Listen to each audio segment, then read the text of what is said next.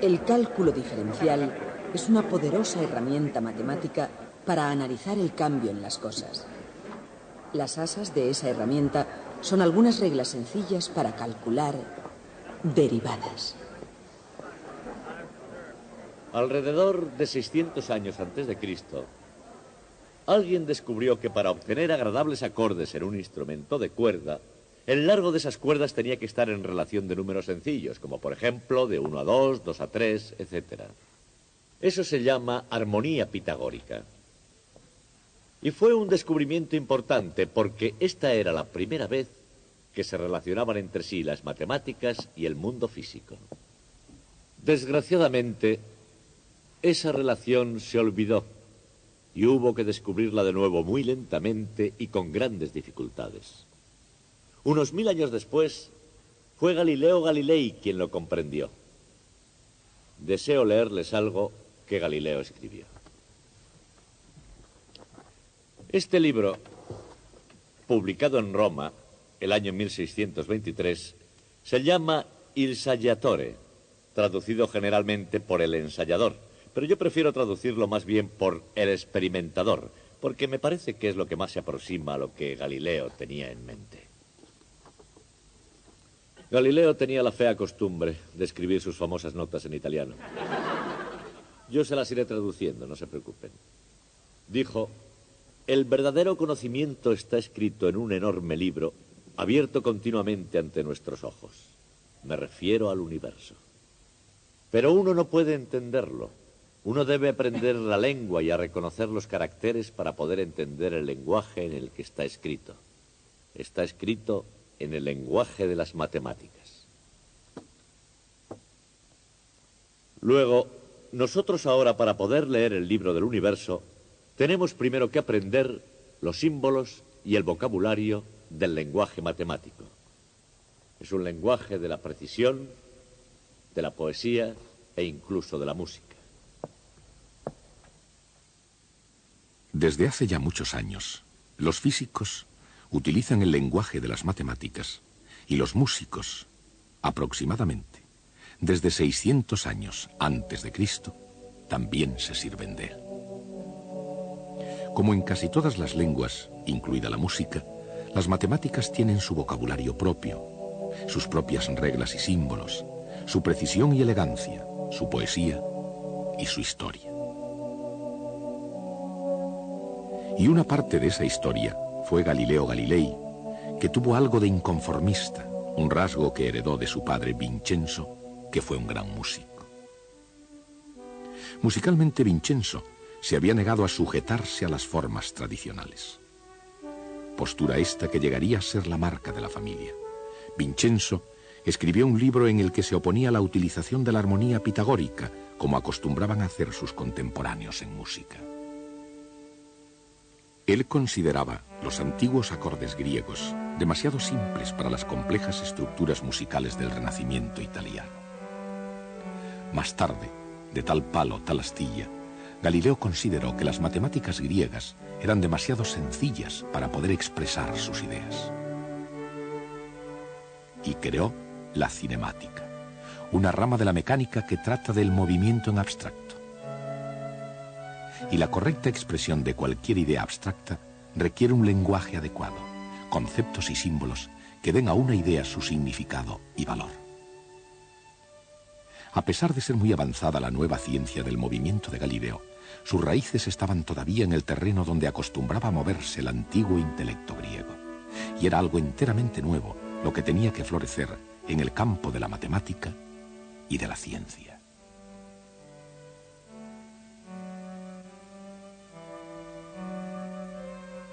Los eruditos necesitaban un lenguaje más sofisticado que el que se hablaba desde Arquímedes y Euclides. En otras palabras, después de Galileo, la física necesitaba un lenguaje más avanzado. Aproximadamente 25 años después de su muerte, se descubriría por fin ese famoso lenguaje y comenzaría a utilizarse a partir de entonces. Se llamaría cálculo diferencial. El cálculo diferencial es muy potente. Y como en cualquier lenguaje, su poder deriva de la idea que le sustenta, la derivada. La derivada es para la cinemática lo que las ruedas son para un viaje. Un medio sencillo, pero muy eficaz, para poder obtener una perspectiva completa de lo que es una derivada. Nada mejor que un poco de ejercicio. La derivada no solo se aplica a un cuerpo moviéndose horizontalmente, ni por eso, ni solo a un cuerpo moviéndose verticalmente hacia arriba o hacia abajo, o como sea. La derivada es el ritmo de cambio de cualquier función en un determinado punto instante. Como ya se explicó al hablar de la ley de caída de los cuerpos de Galileo, la velocidad es la derivada de la distancia, pero es también algo más. Una derivada puede representar el ritmo de cambio de cualquier cosa. Por ejemplo, la densidad de población de los delfines en relación con el aumento o disminución de temperatura del agua, o el ritmo de cambio de volumen de un globo respecto al área de su superficie, o el ritmo de cambio del precio de una pizza con respecto a su tamaño. Como se ve, el concepto de derivada está por todas partes, pero el proceso mecánico de la derivada, el cálculo diferencial, necesita un enfoque práctico para que el concepto se imponga.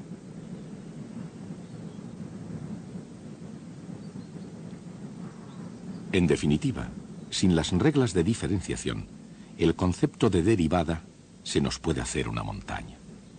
A la larga, es una ayuda a incluir algunas definiciones recogidas por el camino. Por eso, antes de que sea demasiado tarde para volver atrás, consideren lo empinado. En un plano inclinado, lo empinado es la relación entre el cambio en la altura y el cambio en la distancia horizontal. Esta relación, un número, recibe el nombre de pendiente. Por ejemplo, supongamos que la altura de una cuesta aumenta 15 metros cada 100 metros. El ciclista se mueve 15 metros hacia arriba y 100 metros en horizontal. La pendiente es de 0,15. Cuanto mayor es la pendiente, llegar hasta arriba es toda una proeza.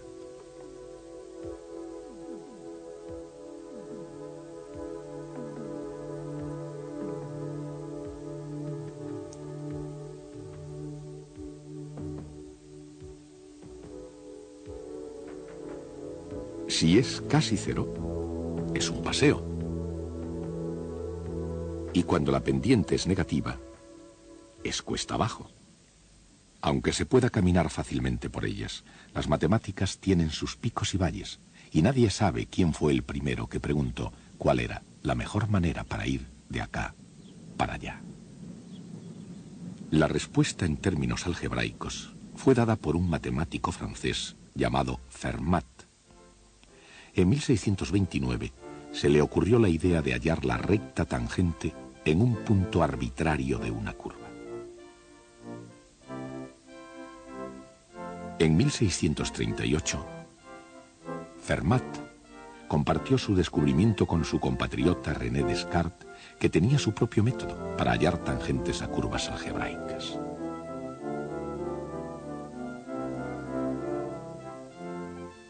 Muchas de estas ideas matemáticas, sobre todo las de Fermat, fueron desarrolladas posteriormente por Wilhelm Leibniz e Isaac Newton, según un método general y sistemático de análisis matemático, el cálculo diferencial. Dejando la historia de lado, al menos por el momento, quedan algunas preguntas oportunas. Por ejemplo, en una curva que cambie suavemente, hay una pendiente que cambia constantemente. ¿Cómo se puede calcular, en el lenguaje de hoy, la pendiente en un punto dado?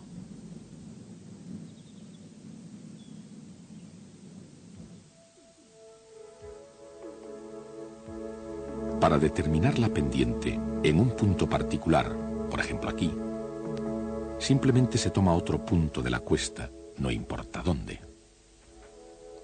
Después se traza una línea recta que se llama cuerda, que una esos dos puntos.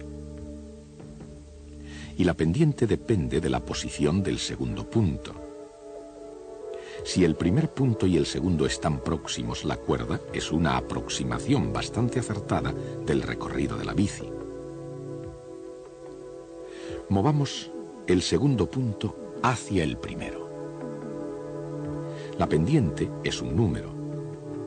Al tender un punto hacia el otro, esos números tienden hacia un cierto valor que se denomina pendiente de la cuesta en ese punto.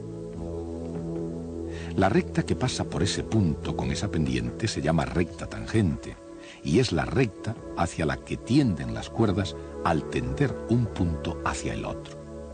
La pendiente de la cuesta es la pendiente de la recta tangente en ese punto. Se puede calcular la velocidad instantánea de manera análoga. La ley de caída de los cuerpos de Galileo, aquí aplicada a una persona que más bien no quiere, más que un terrorífico experimento, es el diferencial que viene en auxilio. La variación de la distancia se divide por la variación del tiempo.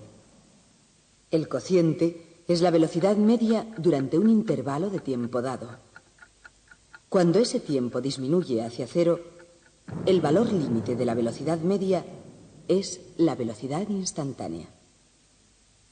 El incremento en la altura se divide por el incremento en la distancia horizontal. El resultado es la pendiente de la cuerda que une los dos puntos. Si la distancia horizontal se reduce a cero, el valor límite de la pendiente de la cuerda es la pendiente en ese punto. La diferenciación. Los objetivos y los cálculos difieren, pero no el concepto esencial ni el procedimiento. La velocidad es la derivada de la distancia con respecto al tiempo. La pendiente es la derivada de la altura con respecto a la distancia horizontal. En cualquier caso, una derivada es lo que le ocurre a un cociente, una razón entre dos números, cuando el dividendo y el divisor disminuyen hacia cero. Antes de alcanzar el cero, sus pequeños valores se expresan con la letra griega delta. Delta i es un pequeño incremento de i. Delta x es un pequeño incremento de x. Así que delta i dividido por delta x es simplemente un cociente de dos números pequeños. Cuando esos números se hacen cero, el cociente se convierte en una derivada y los deltas en un nuevo símbolo, diferencial de y dividido por diferencial de x.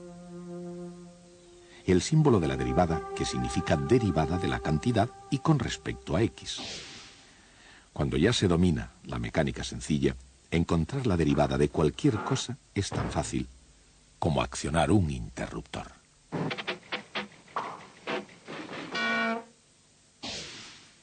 La derivada de una función es la pendiente de su tangente en cada punto. La derivada de una función es también una función. Si la función es una recta, la pendiente es constante y la derivada es precisamente esa constante.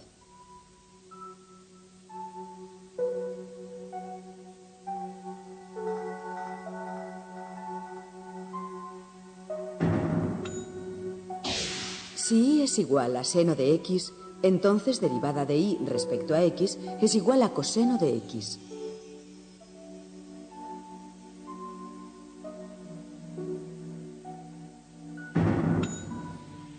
Si y es igual a coseno de x, entonces derivada de y respecto a x es igual a menos seno de x.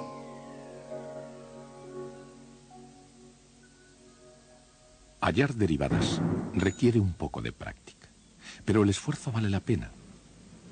Y si consideramos el gran número de máquinas contemporáneas que hallan derivadas, esto se ha convertido en una práctica moderna.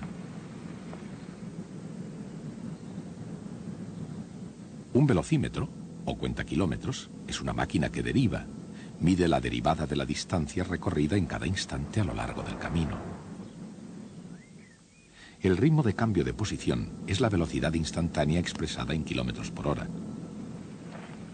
Por supuesto, cuando el vehículo no se mueve, no recorre ninguna distancia.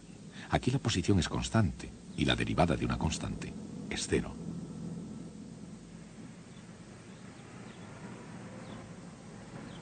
La matemática es un lenguaje con estructura gramatical, un conjunto de reglas que componen y descomponen la tarea que se tiene entre manos.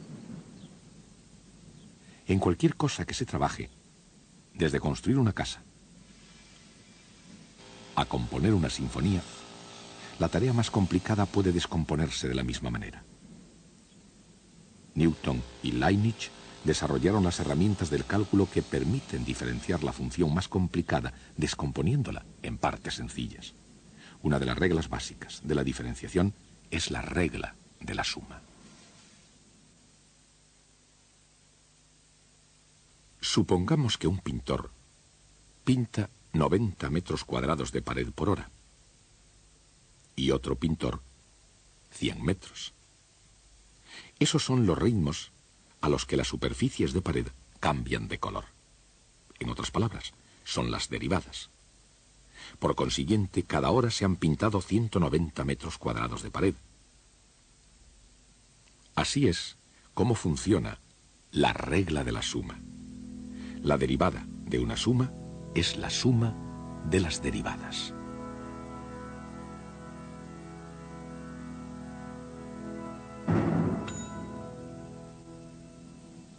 Otra buena herramienta es la regla del producto que se utiliza para obtener la derivada del producto de dos funciones. Por ejemplo, el área de un tablero es el producto de su largo por su ancho.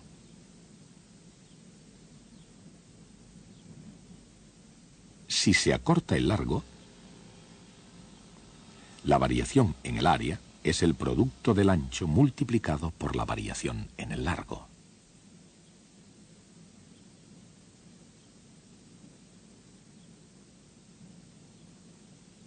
Si el ancho se reduce, la variación en el área es el producto del largo multiplicado por la variación en el ancho. La variación total en el área es la suma de estos. Y es exactamente así en el caso del carpintero, como en el lenguaje del cálculo diferencial.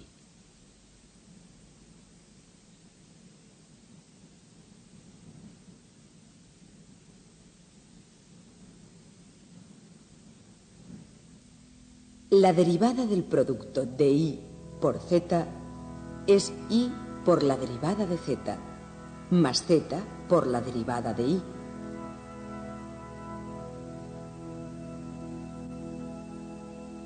Usando esta regla, es posible encontrar la derivada de x al cuadrado.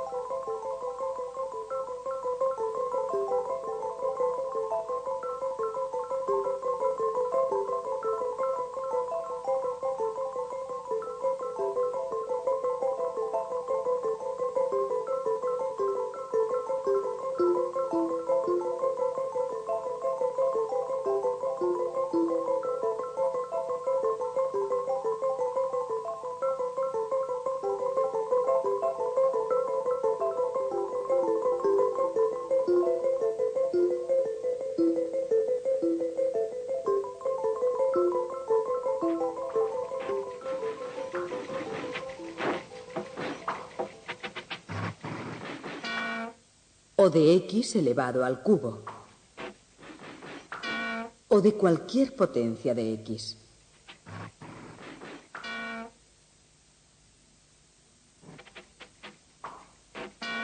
La derivada de x a la enésima potencia es n por x a la potencia n menos 1.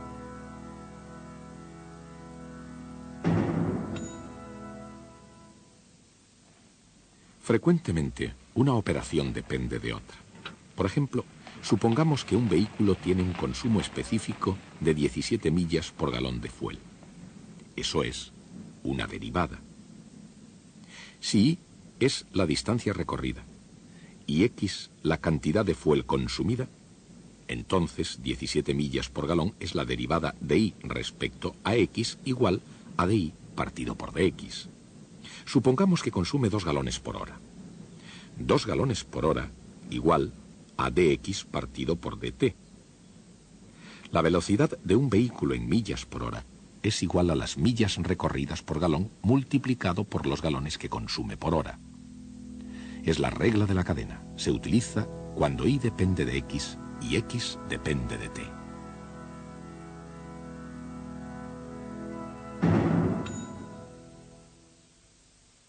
La regla de la suma.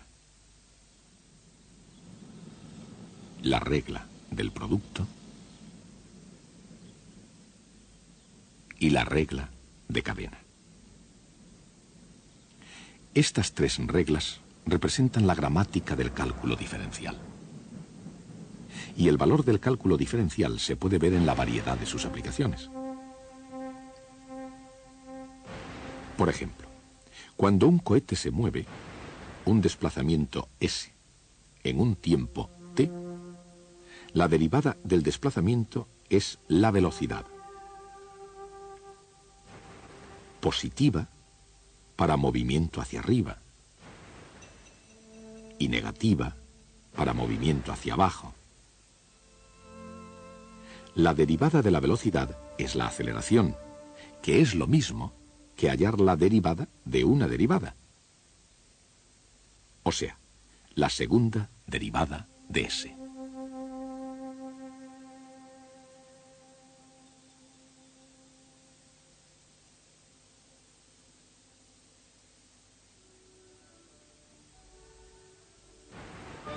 La aceleración producida por el encendido del cohete. Las reglas de cálculo diferencial y sus aplicaciones a la física.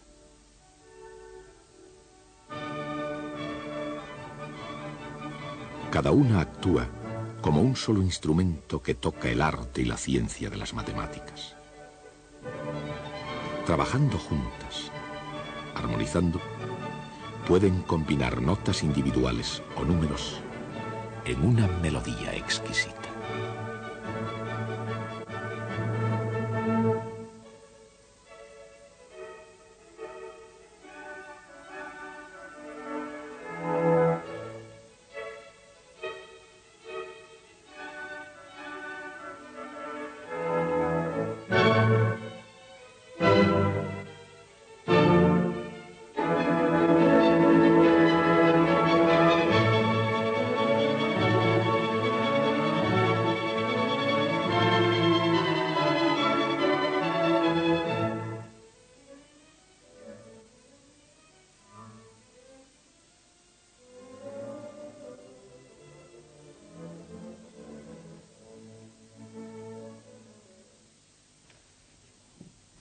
He recibido una carta de un músico llamado Albert Einstein.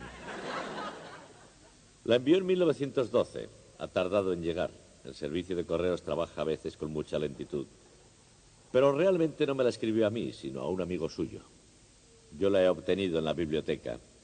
De cualquier forma voy a leerla y veremos qué escribió. Dice: estoy ocupándome exclusivamente del problema de la gravitación y creo que ahora superaré todas las dificultades. Pero yo estoy seguro de una cosa.